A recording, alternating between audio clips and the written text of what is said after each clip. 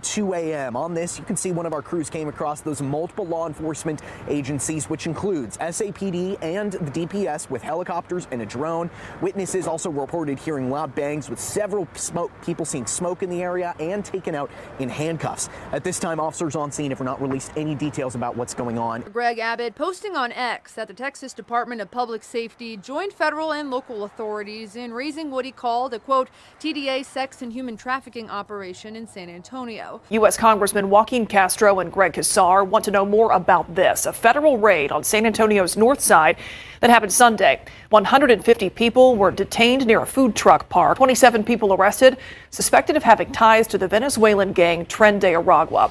In a letter sent to the Trump administration, the congressman said in part, quote, any operation of this scale demands full transparency regarding the basis for the raid, which agencies participated, and the status of those detained, end quote.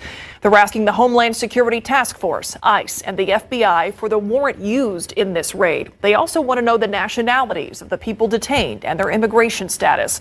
Have an operation like this and they're going to go after drugs or contraband or, some illegal activity, they're supposed to go get a warrant. So I kept thinking, well, if it's a federal operation, then, they'll go get a federal warrant from a federal magistrate. So I started looking for a federal warrant. Well, lo and behold, there is no federal warrant. The lead agency responsible for this is the Department of Public Safety and Greg Abbott. There's a task force, which we've known about this, it's not new, but it's called the Homeland Security Task Force, or HSTF.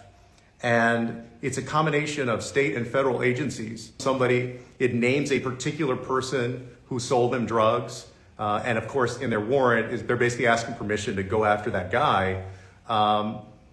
But what they end up doing is much bigger than that. They end up going over there and picking up everybody, basically rounding up everybody. Only charged, they said that there were guns, that there were contraband, that there were drugs.